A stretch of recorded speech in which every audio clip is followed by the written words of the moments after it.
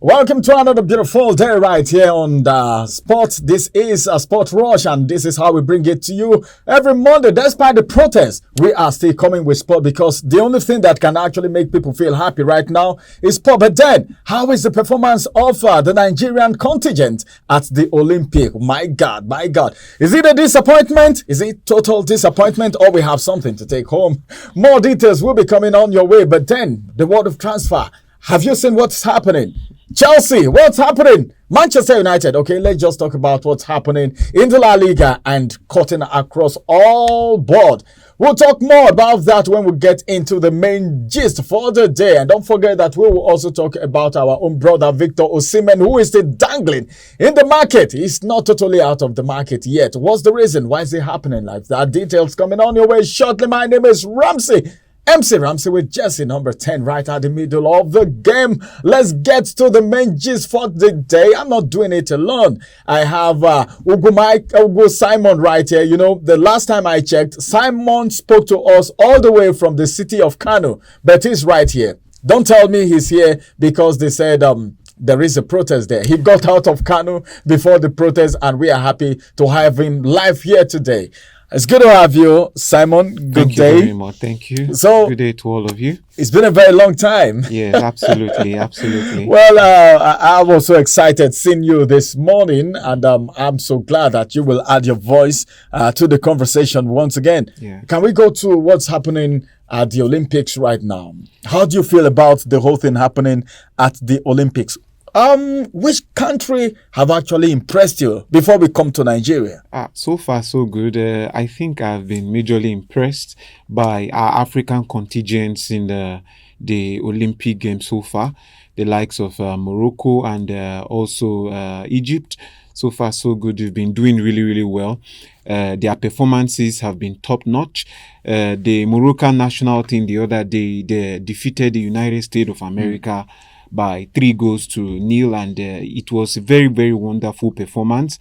Hakimi showing his leadership quality and his numerous experiences he's had from his club down to the national team. He's showing it, and being the captain of the team, he also scored from his defensive position. So the Moroccan national team, all of them not African, they've been very, very wonderful in the Olympics. And also for the female, yes, it's quite unfortunate that the Super Falcons of Nigeria, we've been dashed out of the Olympics. It was such a stinker. I was very, very disappointed at the performances of the ladies. They lost all 3 matches, lost to Brazil, lost to Spain, and also lost to Japan. The game versus Japan was a game they were supposed to give their all. Winning 2-0 would have given them the automatic qualification to the next round. But you think it would have been easy for them to win Japan 2-0, looking at the game Japan played before they played Nigeria? They played with Brazil, right? Yes, and they lost that game to Brazil, okay? But the game versus Nigeria... that game was actually tough, even though they lost. It was. But if you observe what has been happening from the beginning of the competition, neither Spain nor Brazil outplayed the Super Falcons of Nigeria. The only problem we had was the problem of confidence. We're not having much confidence on ourselves. Maybe, this is the first time they are going to the Olympics. Well, yes, that's very true. That could be part of it. Most of those girls, but Oweleke, she was at the 2008 Olympics, and it's not her first time, but most of the other girls, yes, this is the first time. This is the first time, but notwithstanding, other teams also had their players coming to the Olympics for the first time, and we have no excuse at all. I think I like that. You're talking like a coach. Yes, for such a woeful performance. The performance was totally bad. It wasn't good at all. We were hoping to win in the game by 2-0, but rather it was the reversal. The Japanese ladies, they whitewashed us by 3-1. So I am very, very disappointed. I felt not just you, a lot of Nigerians were actually disappointed. Disappointed at the coach, disappointed at the team, disappointed at the NFF.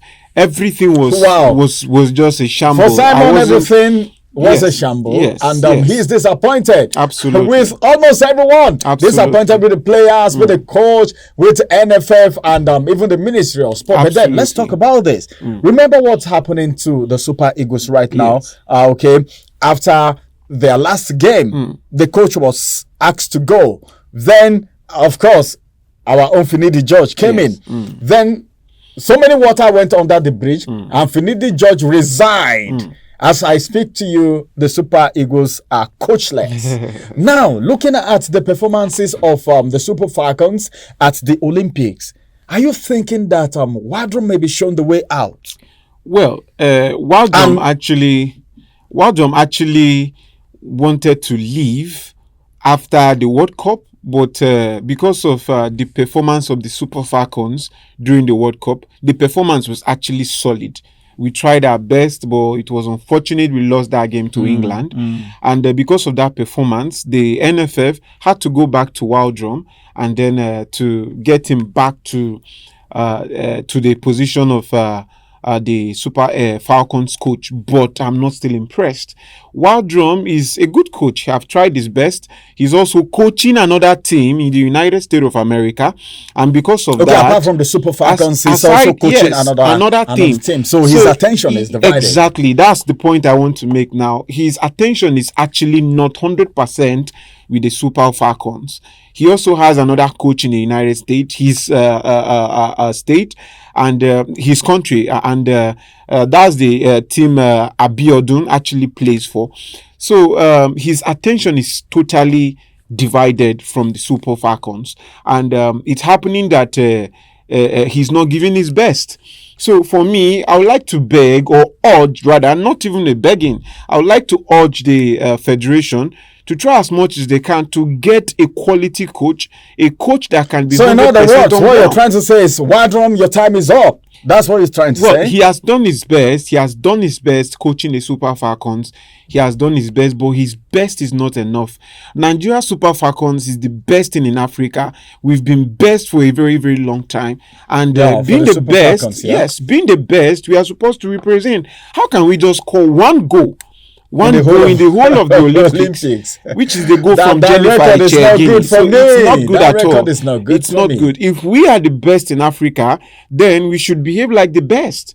We should behave like the best, not second to the best, or maybe an option. All right.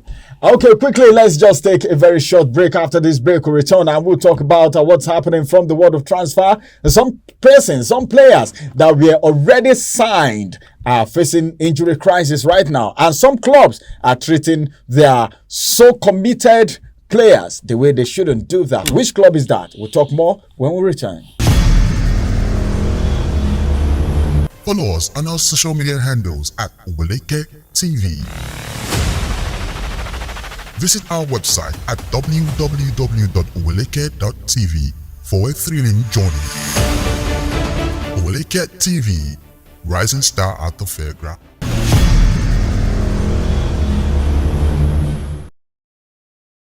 It's good to have you right there, still staying very close to your screen. It is still Sport Rush live on your screen right here with MC Ramsey and, of course, the sport veteran Simon Ugwu. As a matter of fact, he has spoken extensively about the performances of the African contingent at the Olympic, and, of course, talking about the Super Falcons. And he has said he's so dissatisfied with the performances of the Super Falcons, and he has attributed the fault to the players, the coach, NFF, and even the Ministry of Sport. Now let's talk about transfer.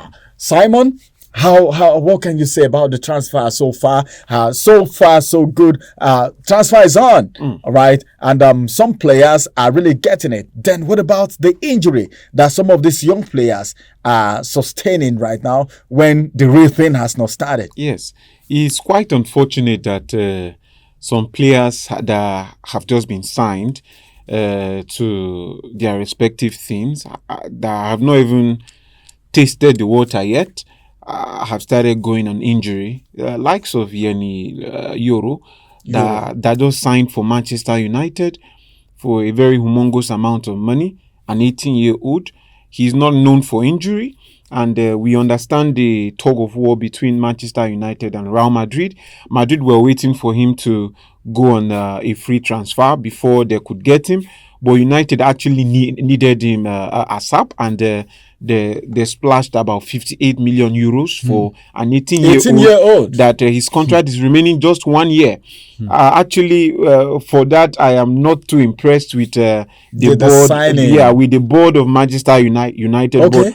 But judging by the fact that they actually needed a consistent and a very reliable central back, they went for him. An 18-year-old. I wonder the experience he had that they are spending such an amount of money for. But you could tell he have a very, very good prospect ahead of him. He's a very, very good player from what he have played so far in his former team. But him getting that injury, it's actually a very bad one. We're told he broke his metatarsal, and it's such a bad one. Number one, that will kill his confidence, and he's going to be playing with fear. Yes, and also with very big caution, So, and the injury is not a 1 week or 1 month. It's a 3 months injury. 3 months injury. Apart from him, does any other one have an injury that you know? Well, so far, no. But Skamaka, that plays for Atlanta, he also got injured, and his own is a cruciate ligament, of which he's out for 7 months. 7 months. That's what we're talking about. That's after totally paying bad. so much, to get these players, and you see them sustaining injury, and they won't be playing for a while. They need to at least get fit before they get into the field of play again. Let's get to Chelsea right now. Chelsea. We saw what's happening in Chelsea. A lot of people have been saying so many things. Someone said he's not satisfied with the signings of Chelsea, that they are picking every Dick and Harry from the street. Now, that's not just what we want to talk about right now. What about their committed players? All right, players that have actually paid the price for Chelsea, the way they treat them. Let's talk about Gallagher, for instance. I don't know, but then, what do you think about that treatment? Was it good enough? Well, Chelsea over the years, Chelsea I used to know under Roman Abramovich. They used to treat their legends very, very well. They treat their legends with respect and with everything they've got. But this Chelsea under Todd Bowley and the rest, I quite do not understand what is happening in the team. The team is actually seen like a business team these days. It is not a team that go for laurels. Rather, they sign you, and when they discover that you are of a marketable value, they now push you out. So invariably what Chelsea is doing, they are doing business. It's just business. If not, Trevor Chalobah has been in Chelsea since he was a kid.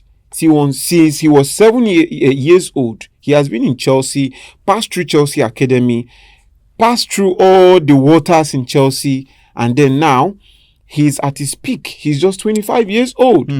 You say, okay, you do not need him again, he should go. And then aside Chalobah, the recent one that is happening is Conor Gallagher.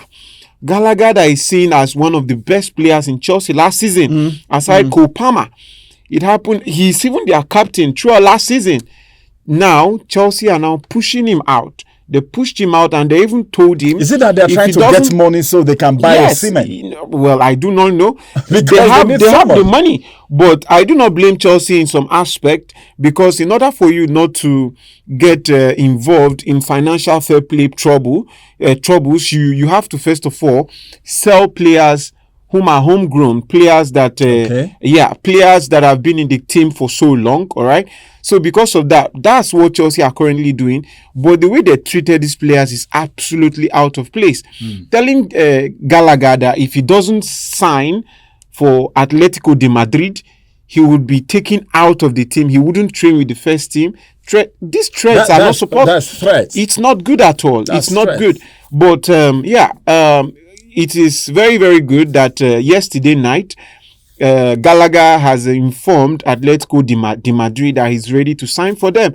So he will be signing. He currently Are you sure he's quite satisfied with that, or maybe because of the threat? Yeah. Because at a point in time when he has no option, that's what you think. Yeah, that's what happens. I feel he's satisfied somewhat because The money Atletico are offering him is more than what Chelsea are offering him. That's 200,000 pounds a week. After all, it's the money they are looking for. Absolutely. So he's going there currently this morning to have his medicals. Yeah, that's good. All right, finally, let's talk about Osimhen. I don't know what's happening. Chelsea still say they need Osimhen, and they are doing everything. Yes. Is there any possibility of seeing Osimhen donning the Chelsea jersey anytime soon? Absolutely. I have admired Osimhen for so long. I can't imagine him in that jersey. Yeah, I love his style of play. He's a very, very energetic and aggressive central forward. And it's happening that even Arsenal needs a striker. You cannot be using Karl Havertz as a number 9. Karl Havertz is not a natural 9, and Gabriel Jesus is also proving that he cannot be consistent. So Arsenal actually needs a central forward that is consistent. That is the only thing Arsenal is missing currently. If Arsenal can get Osimhen, and Osimhen come to Arsenal to give exactly what he's giving at Napoli, I assure you, Arsenal can snatch the title away from Manchester City. And also in Chelsea are doing all they can to also get Osimhen. The only problem with Osimhen now is his wage demand.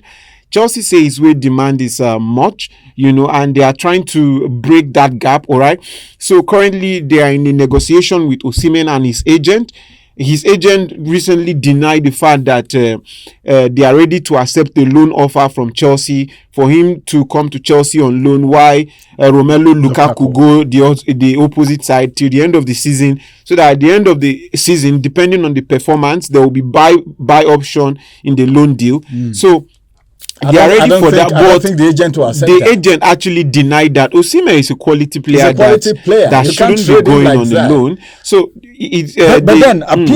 PSG, they said they wanted him as a replacement from Pape. Yeah, PSG has actually agreed everything with Osimhen, but the agreement with Napoli is the problem. So it is between Chelsea and Napoli now. All right. Well, that's it from the World of Sport this morning. This is the match we will be taking as far as Sport Rush is concerned today. But then just keep tab all the channel. Everything you need to know concerning sport will come on your way. And also, if you have not subscribed to the YouTube channel, quickly do that. And as a matter of fact, let's see what's going to happen. The transfer is still on the market, is open, and the season is going to get started very soon. A lot of people are longing for the EPL to get started, and I know what it means for the EPL to get started. But then, has the club gotten the players they want so far? Which player are you really looking for? Which player do you think your club needs to actually be very, very fantastic in the upcoming season? My name is Ramsey with Jersey number 10, and of course, I want to say very big thank you to Simon Ugu. Being with us today is something very important, because the last time we spoke with him, he was with us on phone all the way from the city of Kano State. But today he's live and direct in the studio. We will come on your way again, and that's going to be on Wednesday when we bring you to speed with the midweek sport. My name is MC Ramsey with Jersey number 10. Bye-bye for now.